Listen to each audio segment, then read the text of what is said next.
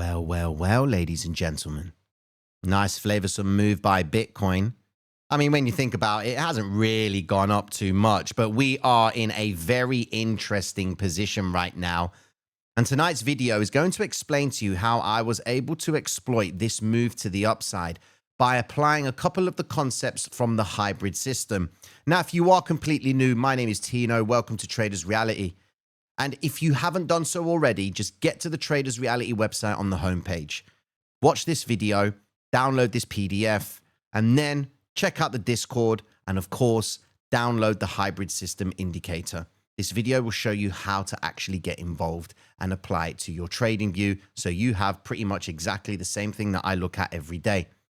In this video, I'm going to break down a logic that we use with the hybrid system, which is the block trade principle, and how I was able to exploit this move to the upside. And you know something? This thing happens over and over again. It's all about understanding the market's memory and how it could get triggered again and again. So let's break it all down. Firstly, let's understand exactly what's going on in the stock market. So the bulls have taken over. Apple has surged 5% on a $100 billion domestic manufacturing investment. So that is really giving investors the risk on appetite. Now you can see here, it does say that markets are thriving on a risk on fashion. And of course, you've got different responses from different events, such as lackluster economic data and then great corporate earnings. We had a really timid bond treasury sale today, which didn't really bring the market to its legs, or should I say, investors really weren't too concerned about that. But the reason why they're not too concerned about that is because they know the rates are going to get cut. Bets have now soared to the 93.1%, suggesting that we are going to get a rate cut in September between 4 and 4.25%. I mean, the chances that this is going to go back up, I mean, the data is suggesting that we got a bit of a problem. But today has been a non-economic news day, and tomorrow is going to give us the idea as to whether or not the Fed is going to be solidified in cutting the rates. Now, the unemployment claims will be coming out tomorrow, and it's going to show that there has been an increase of 221,000. But with the actual economic data that's been coming out, it's not been consistent. If we just go and have a look at the last few readings, you can see 218, 217, 221. There's not really been a trend per se. It just seems like it's laggard across the board in terms of the economic data. Now, let's just get into the breakdown of how price action across the board has actually maneuvered. I mean, look, this is Apple right now, and you can see it's just pumped up really well to the upside. And if we just go over to other assets like Nvidia, still close towards its all-time high. I do expect it to continue to break out to the upside very soon. Tesla did pretty well, and it's climbed up nicely. We've got a nice little gap up here. Not fully taken, but I do anticipate Tesla to be trailing around the $332 mark, and that's just Tesla itself. It's its own beast in itself. But with the risk on appetite that's coming into play in the marketplace, there's no reasons to why Tesla isn't going to continue to move to the upside. You can see that investors, they are coming away from gold. I mean, gold is consolidating sideways only because there is an expectation that they are going to look to see the interest rates getting cut, which means that when the rates get cut, gold's price goes up. And of course, when you've got bets like this, guys, showing that investors do believe that the rate cuts are going to come into play, then there's a good chance that gold's price is probably going to surpass, in terms of Goldman Sachs' eyes, around the $4,500 mark is the next spot for gold. So that would mean that if there is a continuous cut in the interest rates and we do get those 300 points that Donald Trump wants, then, ladies and gentlemen, it's going to be a wild ride for gold in the near future. Now, let's just quickly go over and break down what we were talking about today. So firstly, Bitcoin. It made a lovely move to the upside. And of course, you've got to understand that Bitcoin moves up and the stock market moves up. That's exactly what's going on. Just to put it to perspective, the stock market did really well today with the volume down here on this blue bar. It did come in below average. However, it's higher than the previous day's sell-off. But the previous day's sell-off managed to stay within the previous days to that price action. So that is good news. But as we were saying the last couple of days, that dip buys were coming into play. And ideally what we do want to see is we want to see volume coming in above average. Now, the NASDAQ composite is trading towards its all-time highs. So if we do see volume coming in tomorrow and there is strength in this move, then ladies and gentlemen, I would be of the strong understanding that the Fed pivot, if we get the Fed pivot in September, then that's going to start the process of the stock market pulling back, because risk is on, but also stocks are so overvalued, but the corporate earnings results is what's fueling investors to run into risk right now at the fear of missing out. So let's just break it all down. and understand Bitcoin's move so that you guys can utilize that in the future. So earlier on today, I shared a few setups today with the guys in the Platinum membership, okay? So firstly, I'll show you what I did with Euro, and this is all on the principle of the hybrid system. Again, if you haven't done so already, get to the Traders Reality website, download the indicator, and of course, become a member in the actual Discord. It's free to join, and then of course, take advantage of this PDF, which breaks down the understanding of how to use the hybrid system. And this video is a little bit of an introduction on how to navigate the website, but more importantly, this video here shows you how to actually install the indicators on TradingView. So let's get with it. Today, what we wanted to see from the marketplace today on the Euro was a move to the upside. And the logic was simple. I wanted to see Euro break away from this consolidation range in the psychological levels. Now, the psychological levels are deemed as the first high and the first low that's formed at the start of the trading week. If you notice the volume profile, we were at the point of control. And my logic was that I was expecting Euro to make a clean move to the upside, to start taking out a couple of these ranges right here. But more importantly, it was going to be on the expectation that the interest rates of the US dollar are going to be coming down. So naturally, the yield is not going to be sought after in the US. So naturally, investors are going to go elsewhere. And we go over to the Euro, and you can see what she did today. She made a wonderful move to the upside. Look at that complete breakout from that range. And the Platinum members have done really well to capture that. And it all started off with a green vector candle. And whenever you see that green vector candle, that's when you know that things are going to start getting interesting with a nice move to the upside. We ended up seeing Euro take out the one spot 16677. And then, of course, she came into play with that move and cleared the one spot 16678. So happy days, clean straight to that target. Awesome. Then we also had, of course, gold. I wanted to see gold come into play with a move up, but she didn't quite make the move. She consolidated sideways, couldn't even take out the Asian session high. Never mind, we're not going to get it right all the time, but I do believe gold is going to move higher because investors expect interest rates to get cut. Now, NASDAQ, wanted to see NASDAQ make a nice clean move to the upside today, and NASDAQ did wonderful. Where's she at? She came in at 1.121% up for the day, and our expectation was pretty simple. We wanted to see NASDAQ come in towards this point of control right here, and then, of course, initiate a little reversal, and then come out and clean the vector candle regions over here. Now, I wanted to see the 23,602, and all we got was the 23,444, but you can see that they made the reversal to the downside right here, came up, came into it, and then cleared the range to the upside. Happy days. So we didn't quite clear the full range, but they came back and fully recovered the red vector candle. You can appreciate what's going on over here, which is where I'm going to be explaining what happened with Bitcoin today. Now, going over into it. First target for Bitcoin. We wanted to see Bitcoin today come and clear out the 115,895. That was the formation resistance range right here. That's what I was looking for with Bitcoin. So top side of the target was 115,895. We go over to Bitcoin, and you can see that she came into top side of that range at 115,718. So we just missed it ever so slightly on the 115,895, but I did say that the 115,704 was the formation resistance, and you can see that Bitcoin has come into that 117.14, 115,714, and it's now hit that resistance of the midpoint of the W formation to the T. Look at that. That is despicable. Unbelievable how they've just rejected that point to the T and turned away from it. Now, the logic I took on this trade with Bitcoin was from this green vector candle block. So you can see in front of you that there is a green vector block right there. And this was the trade that I shared to the Platinum members this morning. Equally, what I did was I showed them the trade that I took at the same time. Now, this was the video that I posted to them when I took my positions in Ethereum, and I added to the Ethereum position again. And then, of course, I had Bitcoin position right here. So my position was right in this range, 114,186. So that was my position.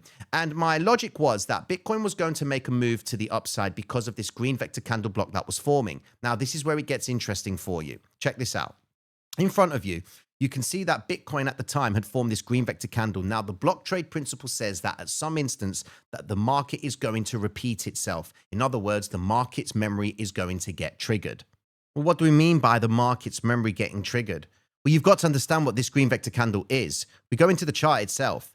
You can see that they came down and then they instantly reversed price to the upside. So the idea was that everyone was going short from this range, but the market's memory came in because previously this is where the bids had started to get active. Now, when the bids got active inside of this candlestick range here, they instantly came back up and offered out. Equally, when they started to get active in mark prices down here, this is where they are buying, and then they offered out. So the logic of the vector candle or the block principle says that if price is going to come back into this range, then you can expect reversals to come into play. Now, here's a little tip for you. Behind every single vector block that you see, so the way you identify a block is you take the high of the vector candle, take the low of the vector candle, and just mark it across. Just look at how price behaves when it breaks away from the vector candle block high or the vector candle block low. Notice it's always being done on a vector candle. Just look at this. Vector candle block low, triggered right there. Vector candle block, triggered that block, but then also triggered this block. This candlestick triggered that block. So it's quite ironic, isn't it? Where even if you were to split it down from this vector candle right here and going across, you can see that the activity is coming into play at each of these candlestick ranges, okay? So with that in the back of your minds, you know that the market's memory does get triggered. This was the reason why I took the trade today, because I saw this green vector candle block, and this was the reason why I shared it to the Platinum members, suggesting that we were expecting Bitcoin to make a move to the upside, which is the second part of the W formation. Notice that the midpoint of the W is usually a point of resistance where price usually tends to do the following. It will make the structure like so, make the move up from this midpoint here, and then sometimes come back into it to then continue to make the move to the upside. The logic says that this would be the level 1 consolidation region, which means that when price breaks away from the midpoint of the W formation, it usually goes into a consolidation, then comes back in to test that point and then make the reversal to the upside. Why? Because this is where they come in and collect the last of the bids, and then they offer out aggressively because the market then came back into the same zone that they made traders believe that it's now time to sell from, which is that midpoint, and that's the same spot that they would then effectively try and mark price back up again. So then we go into Bitcoin's price action. You can see that they gave that illusion right here, where they marked it all the way up, came into that spot there, and then they've dropped it back down again, okay? Now, this is where I managed to exploit the flavor. So I took the trade today, and it did take a little while because I opened the trade pretty soon in the day, and this was on Ethereum. So here was how it worked out.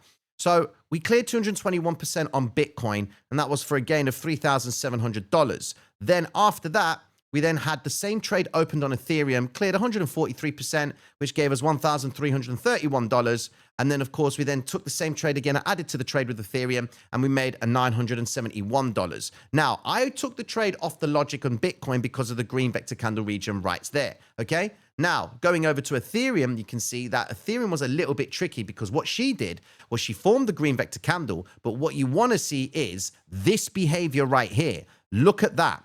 That right there is a massive clue, because when you see a violet vector candle and the blue vector candle coming into play, it's usually consistent with reversals, okay? And you can see straight from the block principle, look at that. From that block zone, they triggered it down to the T. Look, where that wick is, straight into the block of the vector, and then they made the reversal up, and then they cleared the range, and then they didn't quite take the midpoint of the W formation because Ethereum's got a little bit more room to go yet. But that simple move up on the vector candle block was able to give me that flavor in the chart, but exploit the idea that the market maker's memory got triggered from this range to offer price after it was buying. That's why I say to you, always focus on price going down because it gives you the clue of what they're likely to do later on. If you go and look at the bids and the offers, you can see that they have been bidding Bitcoin down, and then they offered up, took a little bit more flavor, consolidated, and then shifted out to what? To that area we were speaking about earlier on this morning in the video, that area of interest. That's what we really wanted to see Bitcoin go towards, and it only missed it just ever so slightly, but you're not always going to get the full TPs that everybody just puts into their mind when they are trading. I mean, if I go and have a look at the Ethereum trade itself, you can see that I opened the trade right here, and I closed it off right at the top side right there, and it turned away. I left money on the table with the move up, but I don't know it's going to do that. No, I never knew, okay? But if you look at where price is now, it's just stuck in that same range. So for the sake of what? Maybe making an extra few $100s on the move. I made the money and got out. I got a cool entry, saw a little bit of a drawdown on the stop run before the market opened, and then they just climbed to the upside. Now, this is all on the logic of the hybrid system, ladies and gentlemen, but more importantly, the anticipation of the stock market and the idea of interest rates being cut is what's fueling this move to the upside overall. But to put it into perspective, if you were going to go back in the charts and highlight these sort of candlesticks that come into play, they do signify movement that can happen when price is breaking away from those points. Whether it's a red vector candle or a green vector candle, okay, you're always going to see price do something from those ranges. I mean, if you were to take this candlestick right here, look at this green vector candle, you can see that price is nowhere near the top side of the range. No vector candle breaking that top side of there. So I'm not really seeing the strength of the move. But equally, this violet vector candle came in aggressively and sold from that point. But then they consolidated price, stopped run lower, made the reversal up. And they did the same thing again with the red vector candle in that range. So you can see that when you go back in the charts and you practice this, you'll start to understand the power of these vector candles when you mark them off as blocks. So if we just take this green vector candle block right here and go straight across in the chart, just look at how price is behaving. Zoom out and you'll understand exactly what this is trying to show you. Here we go. Look at that. So green vector candle block. By simply just taking longs on price, managing to break away from that range, green vector candle breaking up, comes back down. The same thing they did here with the vector candle block. You might think I'm mad, but look at this green vector candle block right here. Okay. Look at that candlestick right there. Look what it did. And tell me why this is not exactly the same. Just look at the differences between the two. They are exactly the same, except this one right here was a green vector candle. This was a stopping volume candle, but they did exactly the same thing. And that solidifies the idea of the market's memory. You just got to be receptive to it. And that's what the block trade principle does for you. It gives you an idea of the market's memory likely to get triggered in the future. Tell me why that is not exactly the same thing. And that should, in essence, get you to start thinking about how you use this system in relation to cryptocurrency. You can do it on other assets too, but for crypto, the block trade principle works a treat because they just keep on repeating the same thing, and that's all they do. They bid and then they sell it. They buy it when it drops, they sell it as it rises. So to finalize it all, guys, if you want to get access to those trade setups, similar to the ones that I've done today, I provide those every single day, Monday through to Saturday. And that's really across Euro, NASDAQ, Gold, Bitcoin, Ethereum, and Solana. And this is the sort of example in the format that you'll be receiving. But more importantly, with the strategy that I discussed this evening, the block trade principle, as a platinum member, you do get access to these checklists. And this is one of the checklists that you'll get, which is the block trade principle, which you can download and check out for yourself. Now, of course, there is a little bit of work to be done when you do study the hybrid system and the block trade principle, which is why I recommend that you just start from here and just take advantage of this PDF because it shows you how I use the hybrid system. Okay, so all of that information is in the description of this video. With that being said, ladies and gentlemen, I wanted to come away from talking about the markets just to break down a little bit of strategy with Bitcoin, but I'll be tuning into you all tomorrow to make sense of the madness once again. Take care of yourselves, gang. Mad love and respect. Peace.